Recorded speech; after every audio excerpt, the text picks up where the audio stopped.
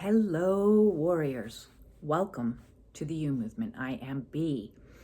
And it's like we're in a world of opposites. I've said many times over, even though we're in spring, it's a very wintry day out there. It feels like the first snowfall of winter. And more, I'm noticing things going into the opposite energy. But today, I really wanted to talk about something that might irritate a few people. Listen, I gotta get used to this. This is just the reality of the situation, is that I know that I might be a little bit triggering to some people.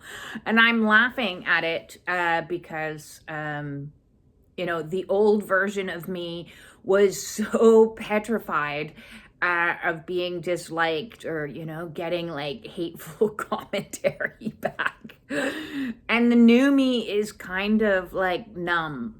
So before I get into the triggering content, sorry. I wanted to talk about a very weird phenomenon that I'm noticing at the present moment in time, which is what happens when you allow yourself to emote.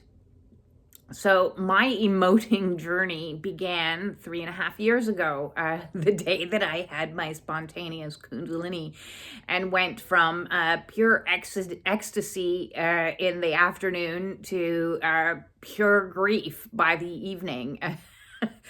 And that began the purge. And the purge has lasted for me 3.5 years of crying every flavor of tear known to man, every, subtle variant from anguish to sorrow to sadness and anything and everything in between. I've made every ugly face. I've cried every snotty tear.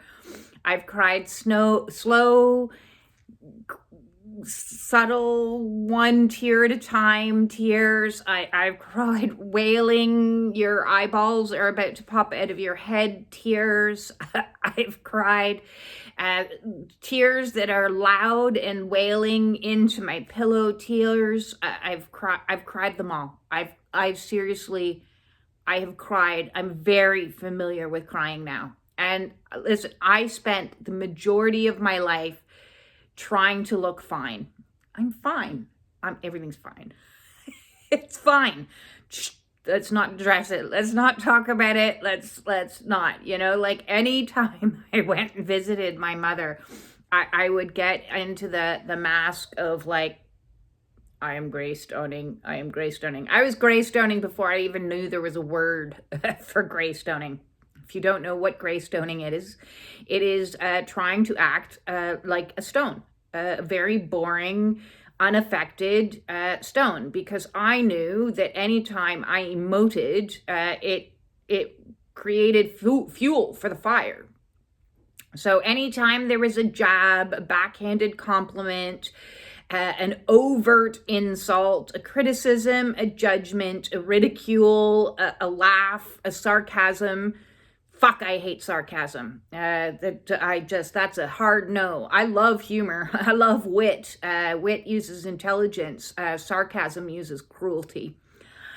So I'm very familiar with all of those energies. And my response for many years was to gray rock or gray stone. Here I am. I'm a big gray stone right now. And, people would like look at me and like nudge me as if to say, are you not going to respond? Are you not going to say anything? And I was like, shut up. Face, do not move. Do not move. Face, do not move. Do not move. Grin and bear it. Hold a lot of it in my jaw. Hold a lot of it in my glutes as I squeeze those glutes to hold on for dear life.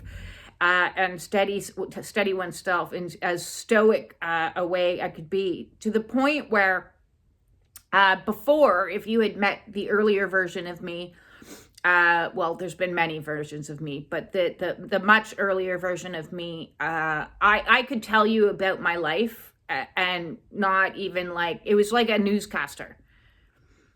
No emotions whatsoever. They were so buried deep inside of me, like, yes, I was adopted. Yeah, I used to get abused. Like, flatline. That's not to say I never emoted. Absolutely, I emoted. But those were usually not by choice and eruptions. So they weren't a monitored or functional system. It was like gray rock, gray rock, gray rock, gray rock, gray rock, and then explosion. Gray rock, gray rock, gray rock, gray rock, and then breakdown. And then gray rock. So it was very disruptive. And because of this pattern of either explosion into like almost hysteria, or burning out into total despondency, depression, feeling suicidal, that just perpetuated the fear of emoting. And so began my process of non-emotion and tolerating the intolerable.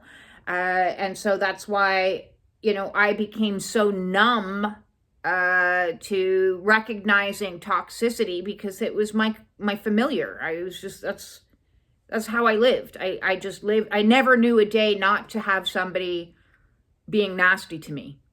Whether that nastiness and that toxicity showed up in subtle forms, like I talked about yesterday, and oftentimes toxicity is so subtle that it's like you can barely grab hold of it. It's not obvious. It's not like getting your head hit over with a fry pan and knocking you out and being obviously dazed and confused. No, a lot of toxicity is very, very subtle. And not only is it subtle, it's socially acceptable. People think sarcasm is totally normal and natural and something that everybody should participate in. Roasting another person, that's fine. That's okay. And there are other norms in society that are just washed over. They're just brushed past. It's like no big deal. But the problem is, here comes this whole new wave of people that are neurodivergent and more sensitive to subtle energies. And we get really disturbed by it.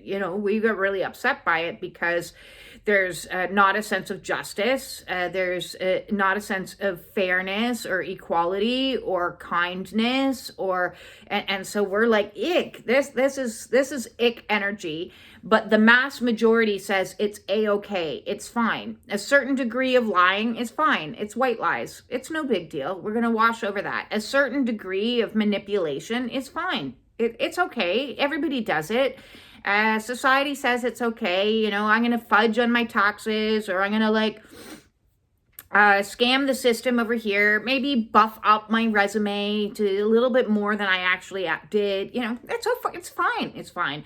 I'm going to participate in some gossip with my friends and bash our other friends in the groups. I'm going to cheat. It's okay. A little bit of cheating. It's not really that bad. We didn't have full-blown sex. So therefore, it's not cheating.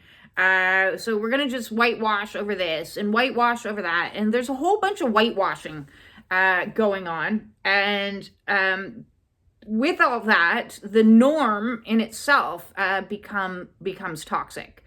And it's no measure I love that saying, and I keep forgetting. There's no measure of sanity to be sane in a sick society, or it's no measure of health to be healthy in a sick society. I don't know. Somebody write the comment of that, what the actual saying of that is. But you get the idea. You get the gist. And so within this world of toxicity, there has become a norm of a war on emotions, and emotions are seen as disorders. And I got to tell you, through my awakening process, although I have felt disordered at many times, emoting was probably the healthiest thing I've ever done in my entire life. And even though, yes, I could have gone to the doctor and they could have diagnosed me with depression like they have done in the past, and put me on antidepressants, which they have done in the past, which only numbed me out even more, so that I would tolerate being abused longer and put my son in harm's way. So I'm very antidepressants now after my personal experience with them. And listen, I am not saying that if that's what's working for you, you should not do it. I am saying for me, it was the worst thing that I could have ever done. Yes, I will give it credit and say at the time in my early 20s or in my 30s or even in my mid 40s, I didn't have any other tools.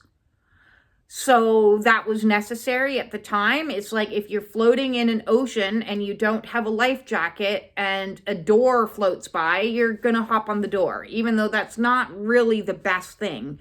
A life jacket and or even a better, a lifeboat would be far superior to a door floating. But if all you have is a door floating, you get on the door and you hold on tighter to the love of your life. I'm just joking, but I didn't have a life jacket and I didn't have a lifeboat, but I do now. And that is called emotions. It's called learning how to have your emotions. And it was a learning process and a learning curve because society has been telling me for 30 odd years that I am disordered because I'm hypersensitive. And that I didn't even receive a diagnosis or even know what autism was. I was born in 1972. So, in the schooling in 70s and 80s, I don't even think I heard dyslexia until like my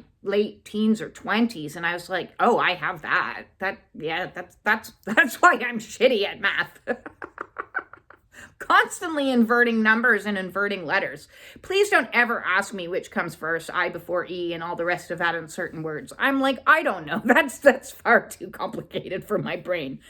So I didn't know what neurodivergency was. I was just told I was hypersensitive. I was too dramatic. I was the problem. I was depressed because I had a chemical imbalance. No, I was depressed because I was being abused. Okay? I was depressed because I had severe trauma, is the reason why I was depressed. I was never agoraphobic. I was having a spiritual awakening. And they wanted to treat me for my agoraphobia with electroshock therapy. That's what I said to them for that. Are you mental? It's like being the sane person in the loony bin, right? It's what it is a lot of the times. And so to move myself from being completely run down, beat down, dejected, depressed, despondent, suicidal, like I hate this planet, like let me off immediately, to getting myself to where I am today. And through this awakening process, this Kundalini awakening, it required emoting. That is the fundamental key to getting through it. Yes, there's lots of tools and techniques that any individual can use in regards to meditation and yoga and cold showers and grounding and all the things that I've been talking about in my videos for the last 3.5 years. Yes, those are fantastic tools, but fundamentally, at the very core of it all, purging through all of the emotions that are trapped in you, because those suckers don't go away. Just standing there being stoic is just holding on to it. It's like collecting junk in a trunk and wondering why the junk is spilling out at times. And you try quickly to shove it back in when you have these triggers that come along, and then you have these explosions, whether those explosions be hysteria, whether those explosions be fear, anxiety, panic attacks, or depression, or, anger, rage. Anger management was a big issue. Well, of course, people have anger management issues. They have trauma. They have trauma that they are angry about, and nobody gave them the permission or the know-how or the ability to process through anger appropriately. So we have this entire society. And I'm sorry, I don't believe anyone who tells me that they don't have any trauma. Unless you have been living in a bubble, which in itself would be traumatic, there is no way that people have zero trauma. Some people have much more obvious traumas than other people. But if you are saying, listen, I had a great life, and I was raised by great family, and I have everything that I want, and I'm great, I have no trauma. Well, just the very fact that you are discounting other people's trauma shows that you have trauma, because you have the inability to be compassionate or empathetic to others. So that's a trauma. Being isolated from experience suffering to the point where you can't understand other people's suffering, that's a trauma. I'm going to call that one out as well. I'm going to call out all the traumas. I'm going to call it the little traumas. I'm going to call it the teeny tiny toxic stuff that's kind of okay. And I'm going to call it the big shit. Okay, so trauma is a spectrum. It is a spectrum. It is a spectrum from societal traumas, social traumas, cultural traumas, ancestral traumas, big T traumas, little t traumas, you name it, there's traumas. So if you're a human on the planet at this period of time, with the history of humanity that we have had for the last 2,500 years or more so, wherein there are religious traumas, there's political traumas, there's war traumas, there's poverty traumas, there's, as I said, like these mass ways that we live, excuse me, excuse me, I'm releasing, I'm purging. So there's traumas upon traumas upon traumas. And then on top of the traumas, we don't recognize that we have traumas. So that's a trauma, because if we're denying that trauma even exists, either on a personal level, within the family unit, or on a cultural unit, societal unit, if we're pretending that everything's a-okay when everything's not a-okay, that in itself is also a trauma. So we have all of these things that we refuse to look at, we refuse to recognize, and we whitewash over. And then anybody who falls out, because trauma falls out onto the floor, we quickly shame and say, don't do that. Don't, you're showing some of your anger. Oh, you're a woman. You don't do that. Don't smile.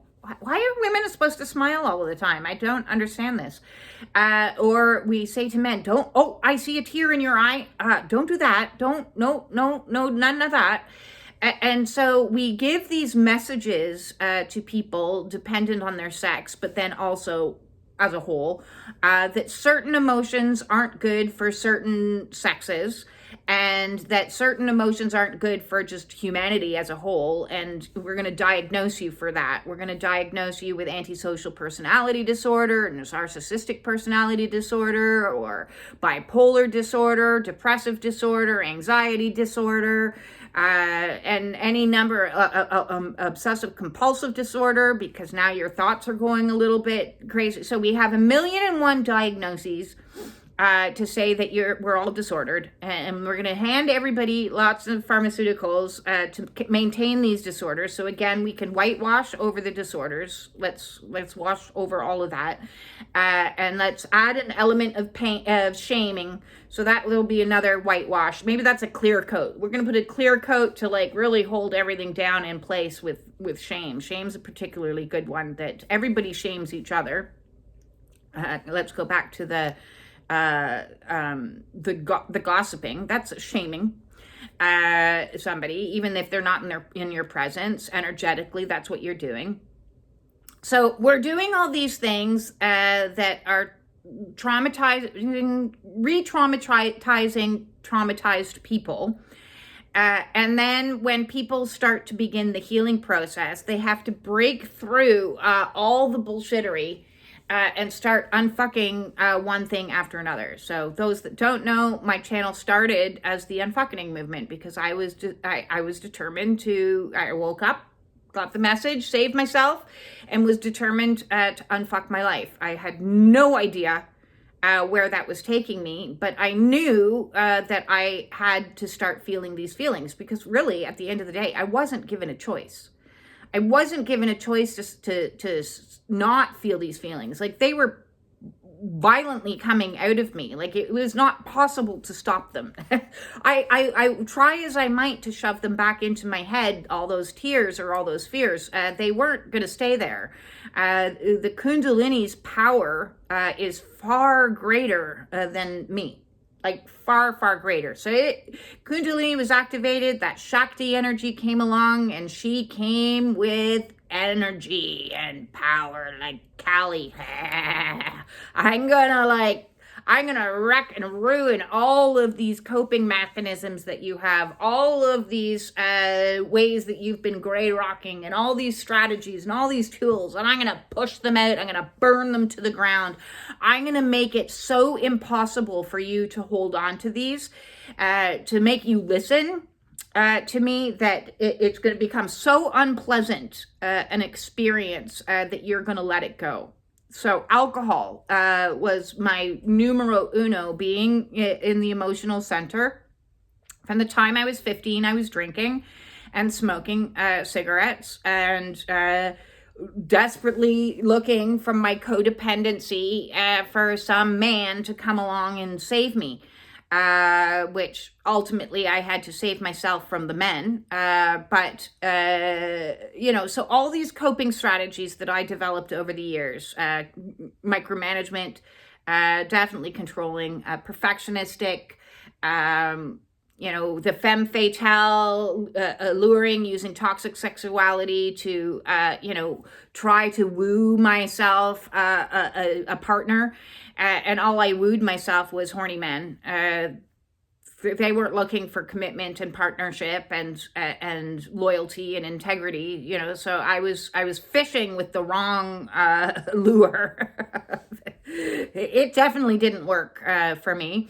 And then all the substances, tobacco, caffeine, alcohol, and food, sugar, cannabis, sacred medicines, cannabis, I'm trying to think, pharmaceuticals, masking, hair dye, makeup, all the ways that I was trying to hold my identity together so that I could look normal in an abnormal, crazed world, only made me crazed, more and more crazed.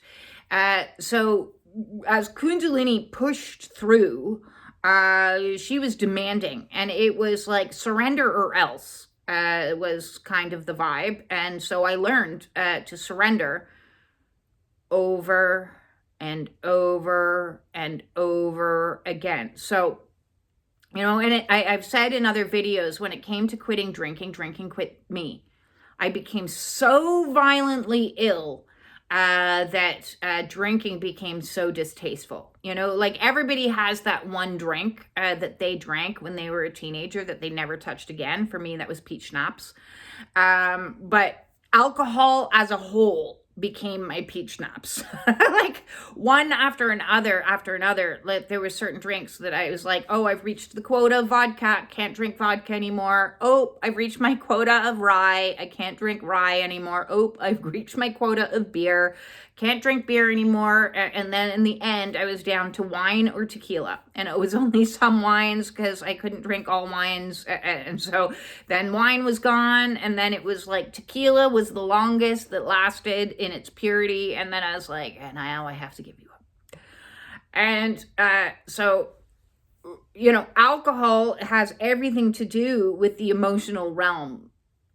and keeping all those emotions, especially the wet emotions, at play. And so when alcohol went away and pharmaceuticals went away and tobacco went away, I had nothing to hold the emotions in anymore, because all my dams had been broken, had been smashed through by the power of Kali. I'm gonna break this shit down, is what she said. And she came through with the power of destruction and burned it all away. And in so doing, the floodgates opened and the purge began. And I have been purging one thing after another, not just all the wet emotions, but underneath the wet emotions were all the fear and the terror of a little girl being abandoned at the age of 2.5 and being adopted into an unsafe environment where the only way to survive was to cope with maladaptive coping mechanisms, because my needs were not important. My needs and feelings were irrelevant. My feelings were irrelevant. I was punished severely for having feelings. I was ignored, which was a type of torture for somebody who had been abandoned. To be ignored, to me, is one of my most insane triggers. I think it is the height of disrespectful, cruel, and just outright nasty. It is one of the nastiest forms of abuse, as far as I'm concerned, and socially acceptable. Very socially acceptable to ghost people, and very socially acceptable to just disappear without a trace, and just socially acceptable to not respond people, even with can't talk now, which takes all of 30 seconds, or I need to process, I'll talk to you next week, or I'll get back to you soon. Whatever. Like one single sentence is all that it takes to put somebody at ease. But that wasn't my personal journey's mission on this soul's journey. It was my journey to be triggered repetitively over and over again throughout my life, that people who would just go silent, just silence. And so in this last 3.5 years, where I have been purging all of these emotions, there have been many situations that have come into my life to trigger the hell out of me. Like what I have survived in the last 3 years is insane. It's 100% insane. And all of those things were necessary. I'm seeing like a jackhammer.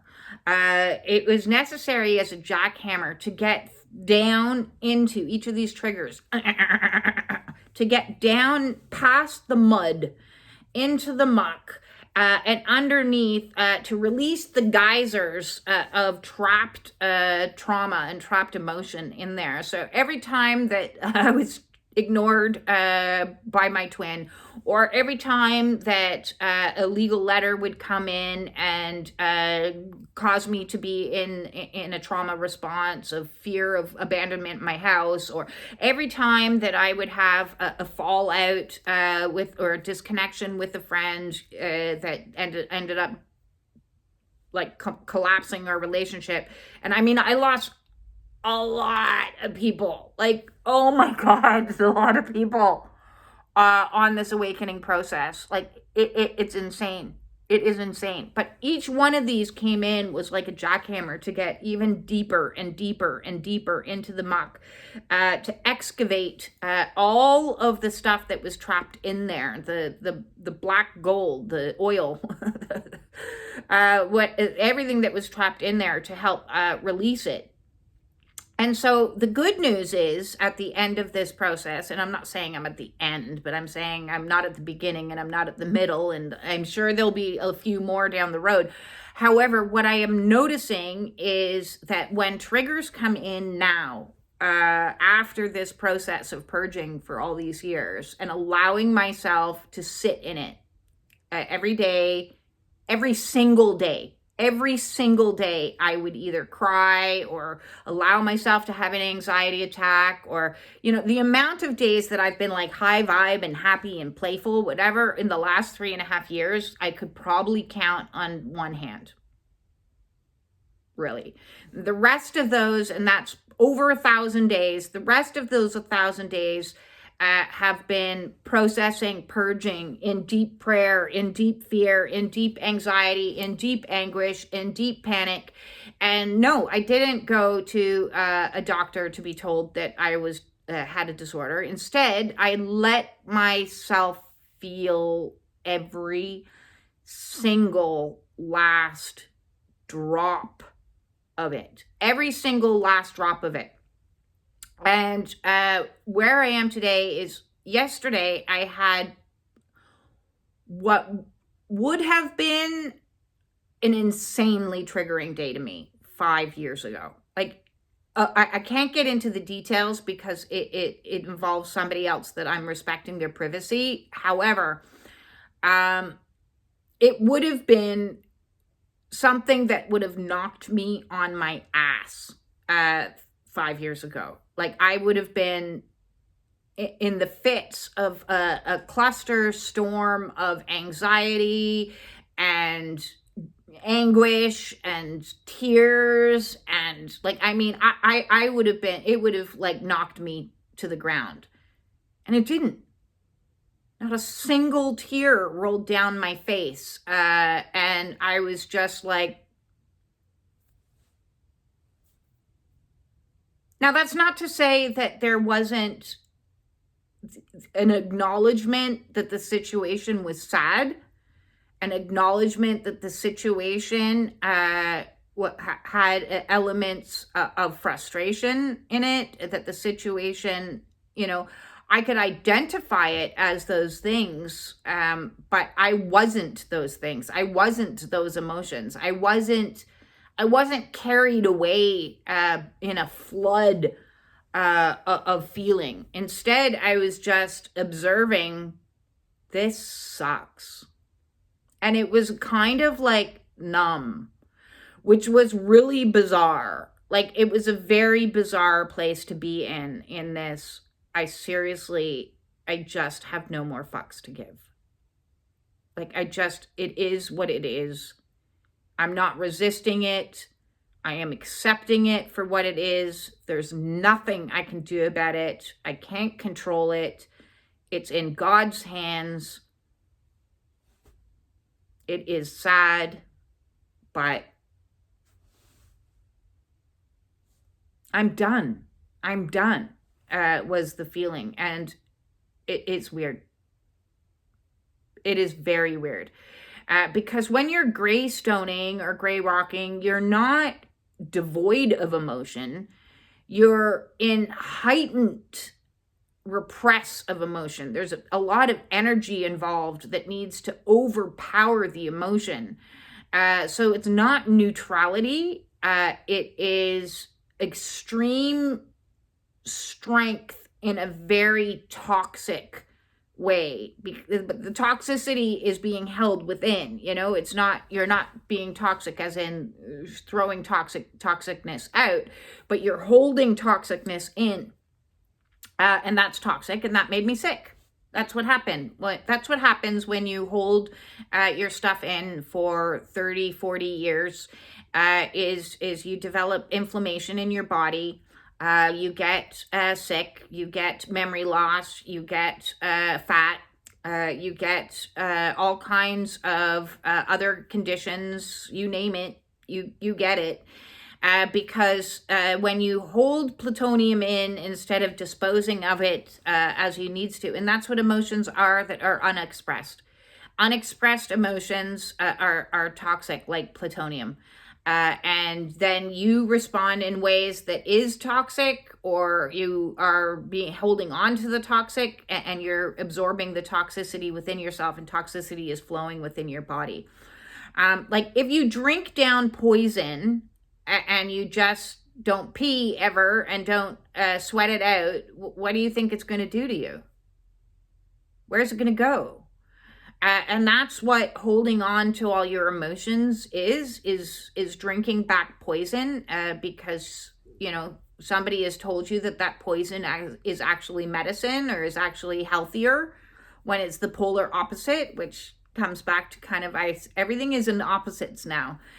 So a lot of the things that you believed to be one way, the reality is it's actually the other way. So a lot of things you were told are healthy are far from healthy. They, in fact, are very, very toxic. And some things that you may have believed were toxic are actually very, very healthy. So if you are in the belief that like not emoting is better for everybody, and then that's actually toxic for you. And if you believe that like expressing your toxicity to other people is the way to do it, then it's actually very unhealthy for the other person. So there's all these like crossovers of what was once, considered to be healthy is very unhealthy, and what is unhealthy is considered now to be healthy.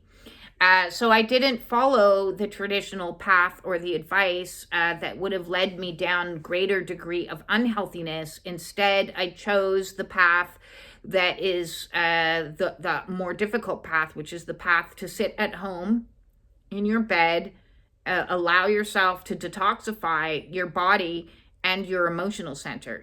There's been a lot of talk in the last 20, 30, 40 years about, detoxification and be healthy and put your feet in this ion bath and all this other stuff. Well, what about detoxifying the true source of it all, which is to cry it out?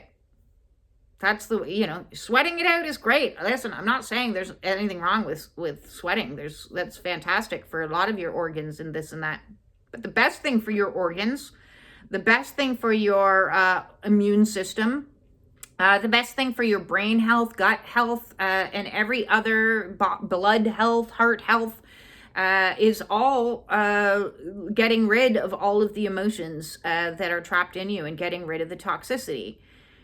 So this is where it comes to the part of my story where I might trigger a good few people. And if I do so, I apologize. But if you're triggered, that's a sign that you need to heal something. The more toxic you are, and that means toxic as in physically, and how do you get physically toxic? Well, as I just said, we've been talking about that one for a good few decades. If you're eating shit, if you're drinking alcohol, if you're smoking, and that means smoking anything, vaping, this, that, or the other, that's still smoke into your lungs. If you are using stimulants, coffee, this, that, or the other, if you are not exercising at all, and listen, when it comes to exercise, I know there are times in your awakening where like rest is all you can do. I'm not talking about like if you're in the throes of dark night of the soul, but if you're just sitting at home and watching television, living a sedentary lifestyle, if you, so those are physical toxins,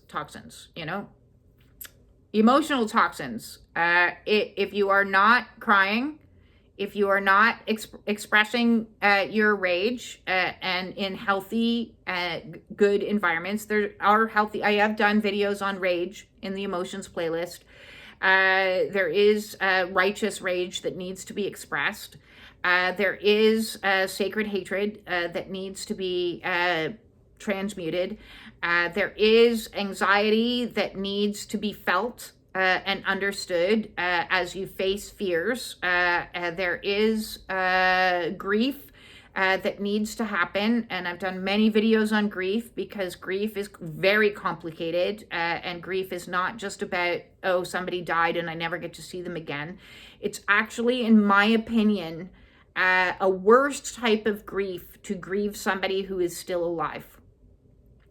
Because there's a societal expectation, again, unhealthy attitude. There's a societal norm that says, just move on, get past it, just get on with your life. But if somebody had died, nobody would say that to you ever. If somebody did say that to you, you'd be like, well, you've got some serious trauma you got to go deal with. That's crazy. So, a more convoluted grief is is harder to process through. With grief is the processing of the way you wish it was, but wasn't. Okay, so that's a really like non-obvious grief. That's a subtle type of grief, and that includes all your inner child work. Because your inner child needed it to be a different way than it was, wanted it to be a different way that it was, needed to have emotional connection with her parents, needed to be, or his parents, needed to be taught how to emote, that it was safe to emote, that it was okay to emote, needed to learn certain life lessons and life skills that it never received. And so through this process of learning to emote, reparent, reprogram in the here and now, we give our child the space and the container to be able to go through a process of spiritual maturation.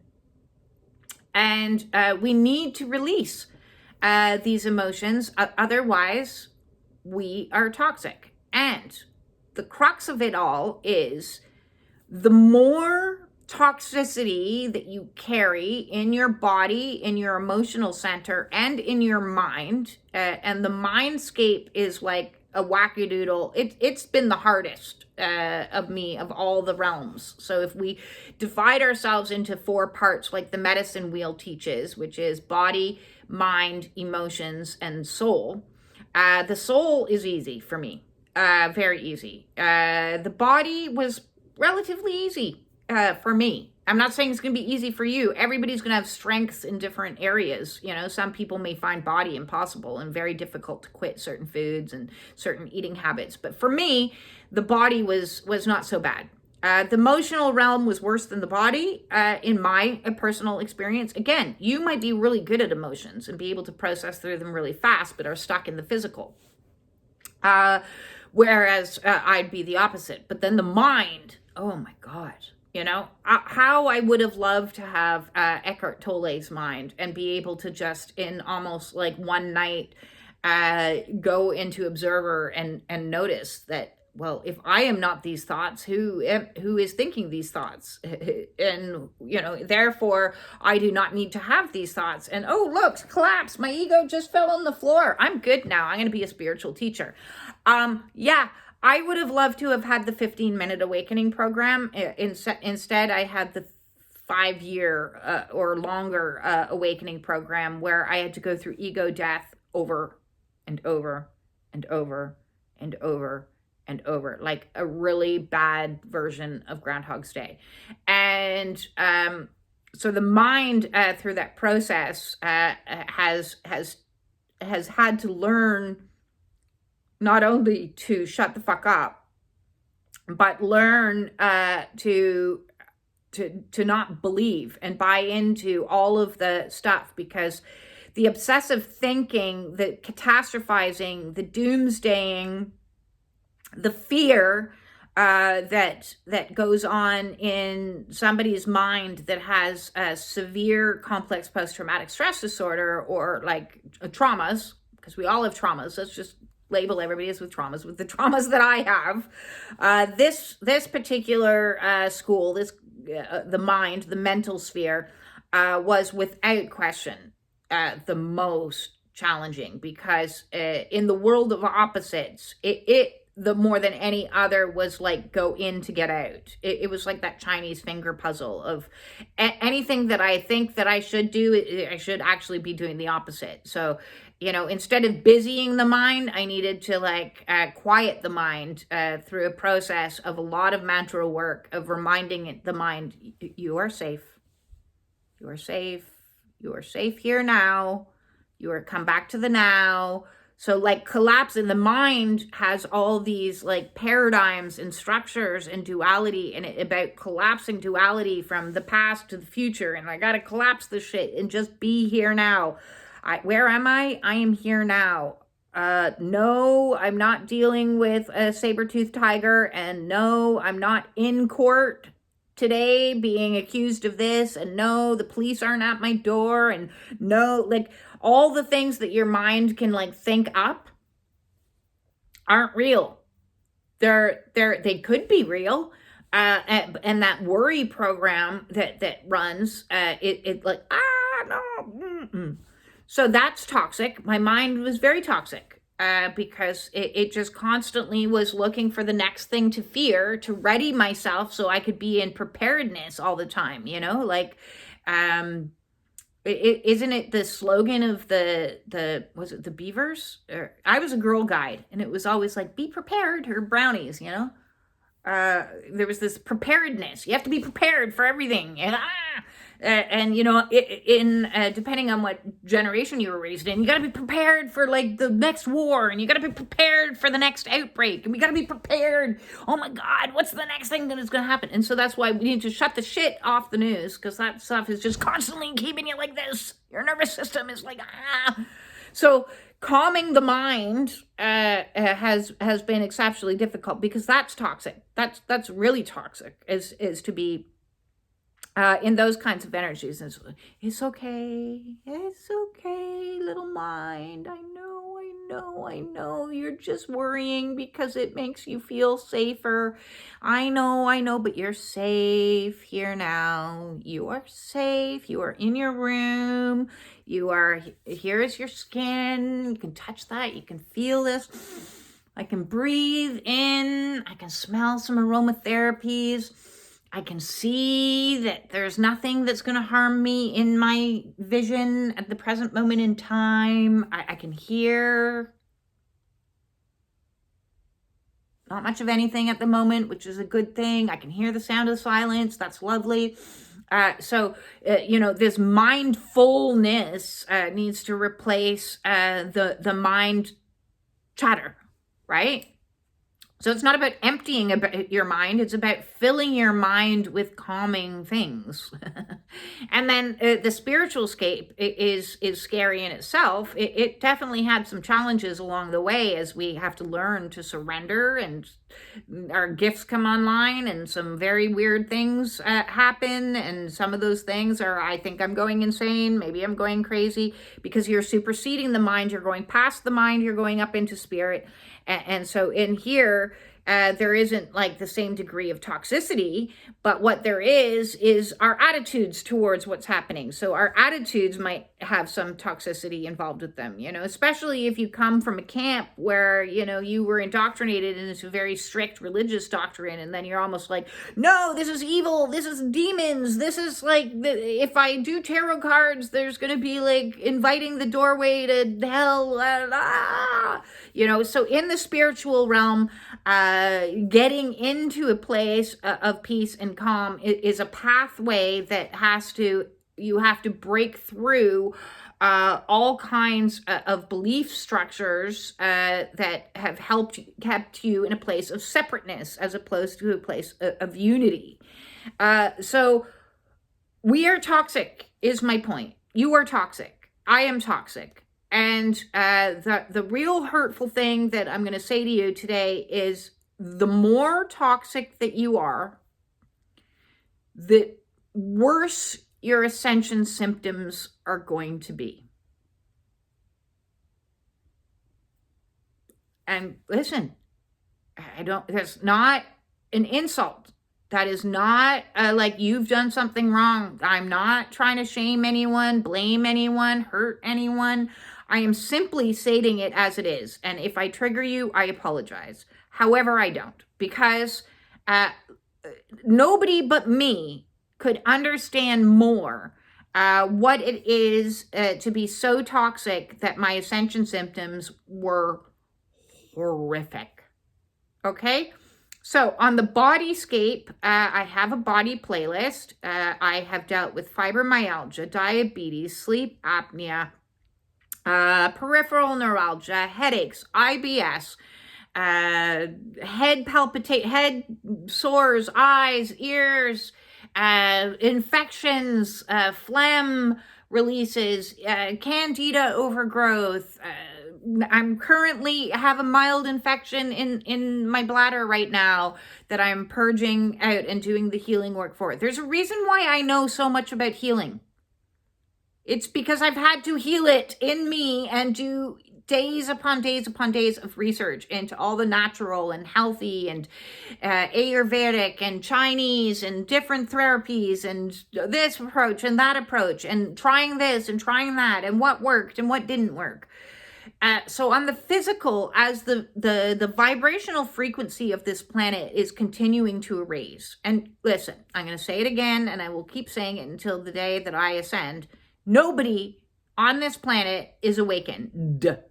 Nobody, okay? We are all awakening because we are all, as a planet, collectively getting pummeled with more light every single day.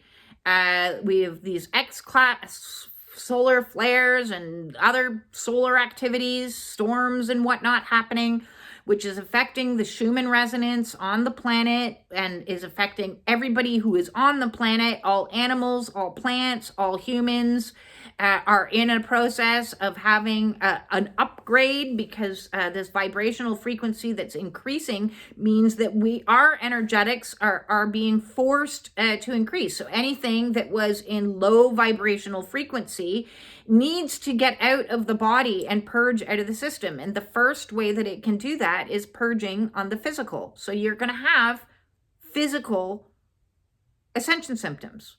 And the more clogged up you are, the worse your symptoms are going to be. Which is why I had to lose all that weight and deal with the inflammation in my sinus and deal with, all the memory loss and deal with, it became a prioritizing of health conditions because my health problems were a laundry list. So, okay, what is the most pressing health condition I currently have? Okay, I need to address that one. And as soon as I address that one, I'd be on to the next one. And then I'd have to be on to the next one. And then I'd be on to the next one. So in the last year alone, it's been regulate nervous system. My nervous system is doing okay. I wouldn't say that it's doing fantastic by no means, but I would say it's like compared to where I was last year, because I've been focused on it every single day, it's 1,000,000 times better. Infection, okay, body's clearing and purging something out of the kidney tract, okay, got to work on that. So that's the next thing I've got to work on. Chronic pain, okay, got to work on that one. So it's one after another after another. So you are going to have a shit ton of ascension symptoms because that is your body responding to the energetic frequency increase that is currently happening, which is forcing the planet as a whole and every living being on the planet as a whole to recalibrate out of toxicity so that it can be in alignment with a healthier vibration, physically, emotionally, mentally, spiritually.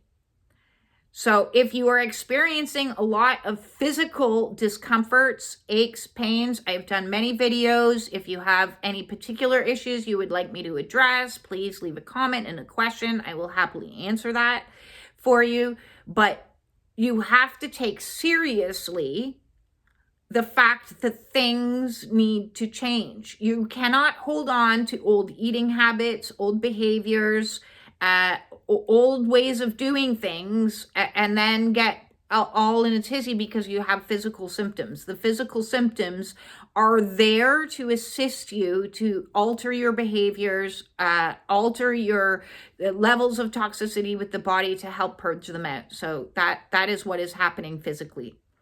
Emotionally, if you're experiencing any number of emotions, ranging from the wet ones into the fiery ones, wet being all your crying, your grieving, your trauma releases, your inner child work, your shadow work, into the fiery ones, fuck you, I'm not going to take this anymore, this is total bullshit, I deserve better than this is not the way that a life should be, what's wrong with this planet, I wanted to make it better, get me off. So any of these types of fiery emotions, you have to process through them, you have to purge through them, and the more you purge through them, the less intense they will become, to the point where you are kind of neutral and it is going to feel weird. Going to feel real weird. But your symptoms, your ascension symptoms will steadily decrease. The triggers may not go away, But your response to the triggers will be like, oh, if that's what it is, that's what it is. You know, I'm sorry that this isn't resonating anymore. Or I'm sorry, I need to create healthier boundaries for myself. But I can calmly, collectively just communicate clearly and concisely that this is a no for me. This is a no for me. With love, I send you with love. I send you with love and peace and harmony. I'm going to cut some cords. I'm going to clear my energy. I'm going to clear my vibe so that I can be in a much more peaceful and kind of Zen state. And then again, the same with the mind. If the mind is doing a lot of toxic types of patterning, you have to reprogram it. It's your responsibility to reprogram it, and it's not easy. None of this is easy. Listen, ascension isn't easy. Awakening isn't easy. Kundalini isn't easy. Twin flame journeys are not easy. They're not. I don't know why anyone would actually want to seek this shit out. I don't know. That's probably because people have no idea what it actually is. Because what it actually is the most messed up, confusing, difficult, accelerated healing, awe-inspiring, miraculous, amazing, weird journey. That's what it is. So that is my messages today. My messages today is to take a long, hard look at your ascension symptoms and recognize that those are timers that have gone off that are saying something has to change. And that change is you. Not the world, not the political structure, not the family, not anything outside of you. You have zero control over any of that. Zero control over any of that. What you do have control over, where you become empowered and where your real strength now lies in healing yourself and recognizing what you do have control over and what you can change and what you can purge and what you can detoxify and what you can heal. Because when you heal, you raise the collective frequency for all of humanity. You do. You raise it up a single solitary notch. You may not raise it up to the level that you want to see, because you want to see millions, the level that is what is millions of people being detoxified. If you want to see millions of people change their thinking, change their behaviors, and change their ways, then, like Gandhi said, you be the change. You be the change so that you aren't vibrating at the same frequency as that, and it becomes triggering for anyone else around you.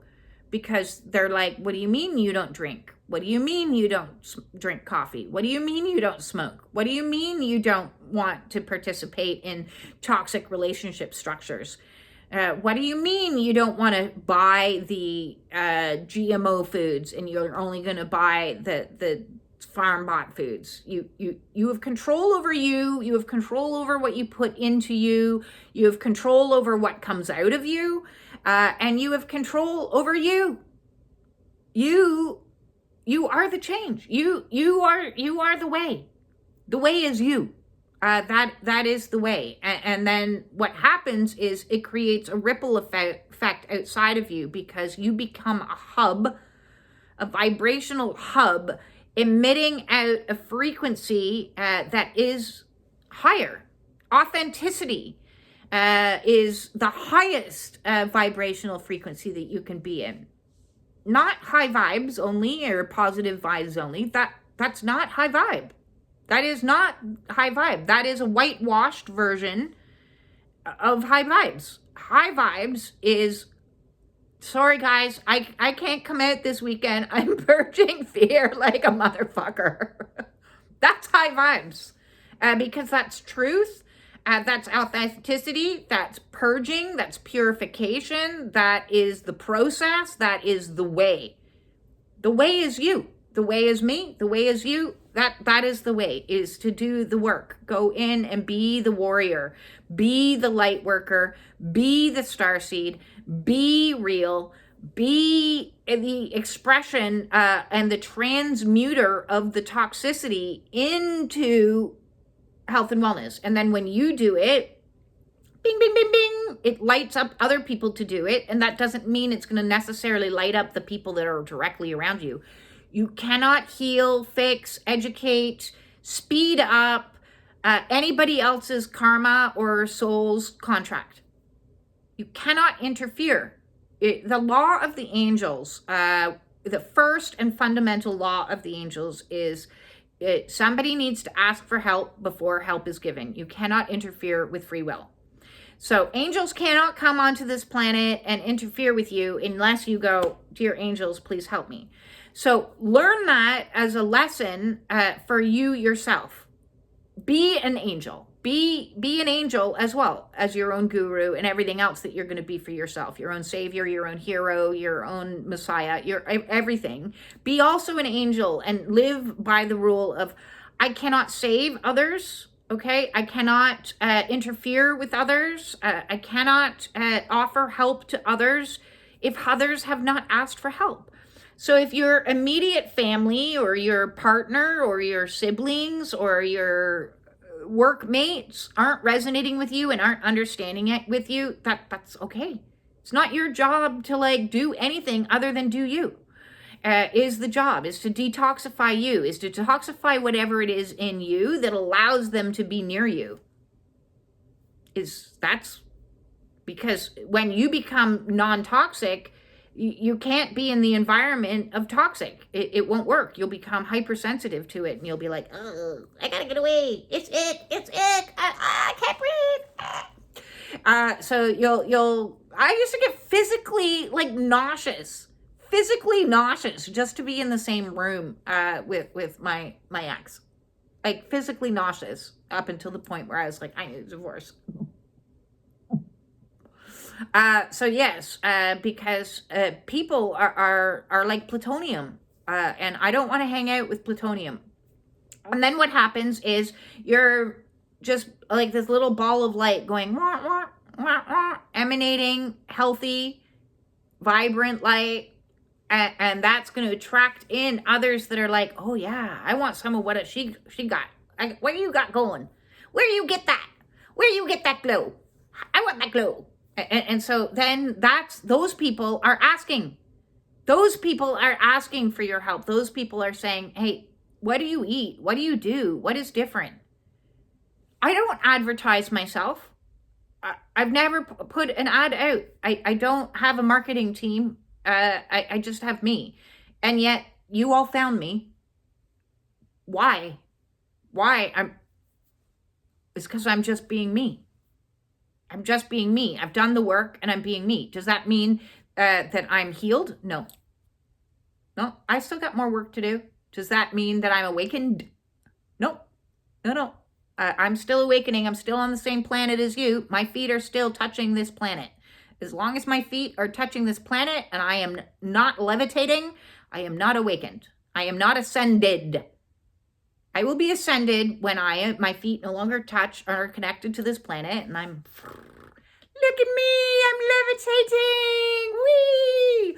Then I will say that I'm ascended. So I'm just vibing out and happen to have spent my entire life prepping for this awakening that I didn't even know was coming. It's not like I had a memo sent back to me when I was 18 and hey, start doing some really cool research into healing techniques and spiritual practices and understandings because you're going to do a YouTube channel when you're 50 and yeah, people are going to find you and resonate with you. Hell, if I knew that, I would have really calmed down. The worry would have gone away because I was so terrified that I wasn't going to be liked in this world. And now I've got all these people telling me not only they like me, they love me and respect me and value me. And I'm like, what the fuck? What did I do to get that?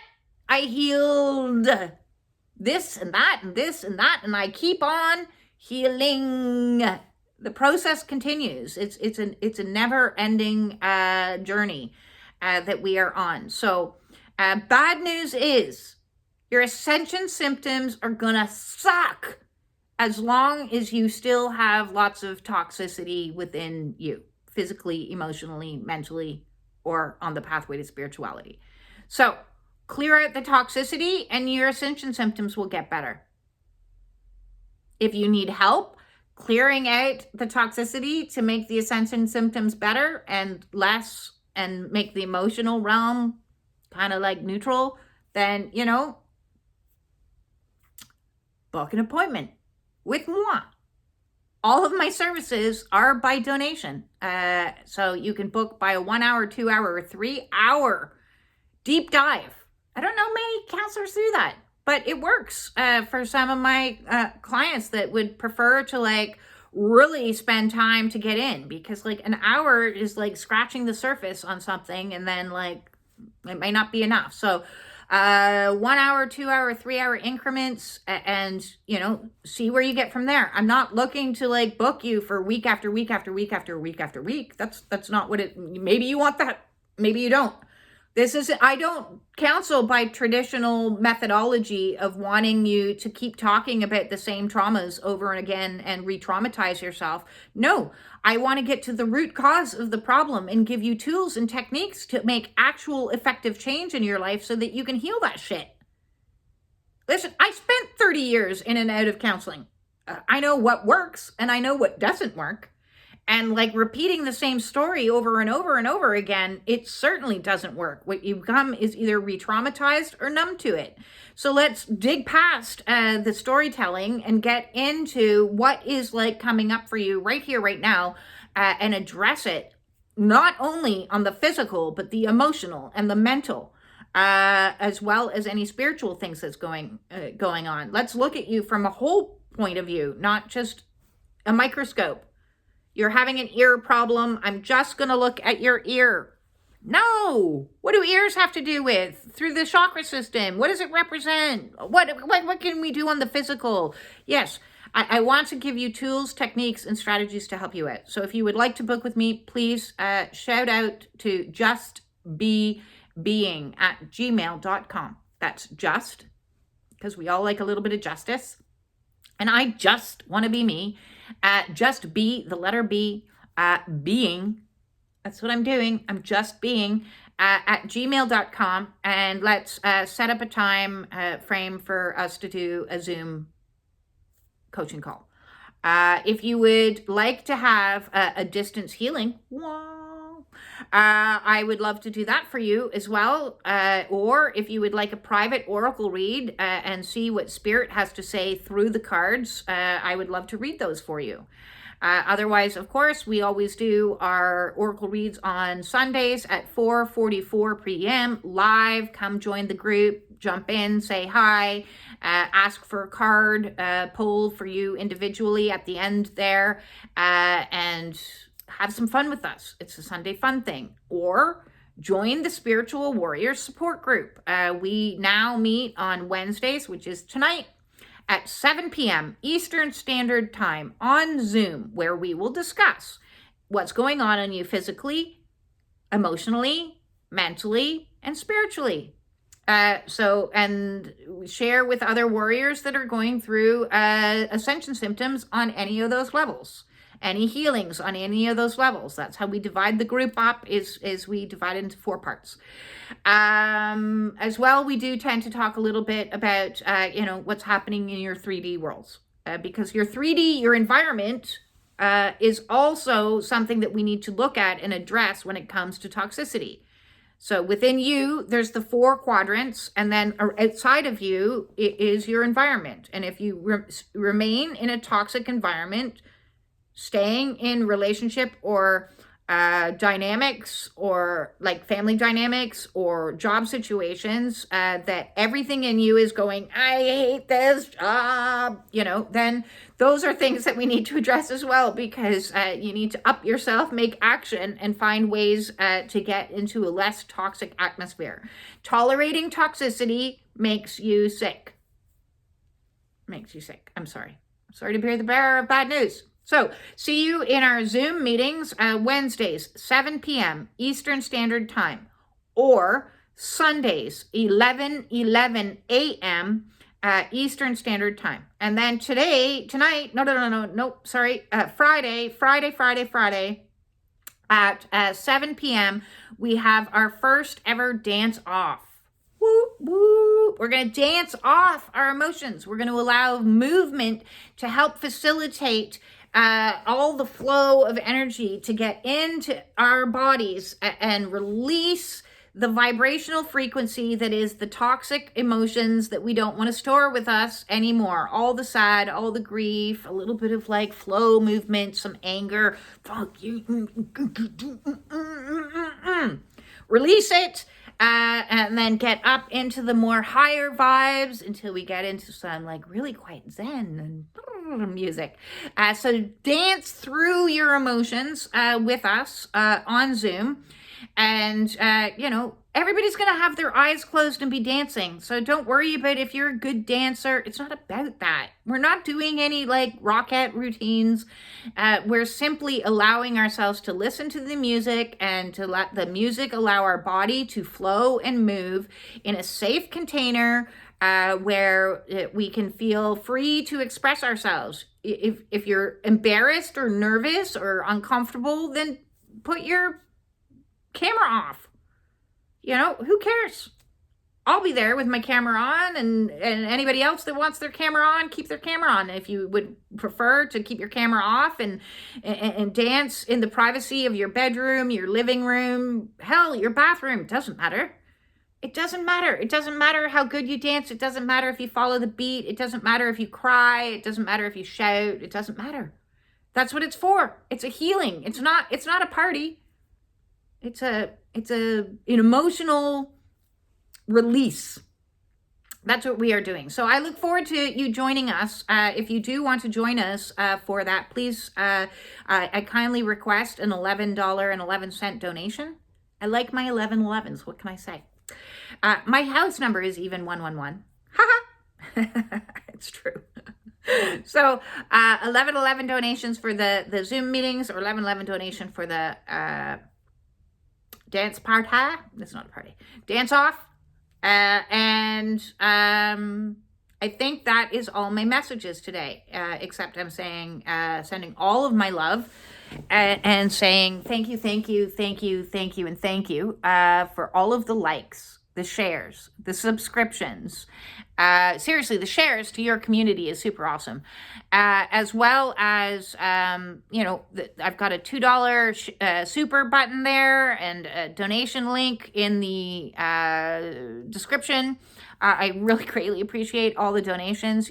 I want to keep this channel going as long as I possibly can, but I still do need to survive in this system that says we have this monetary system that, hopefully in the next decade will completely renew itself. But we all have to awaken first. That's what we need to do. That's job number 1, mission number 1. Save yourself. Peace in.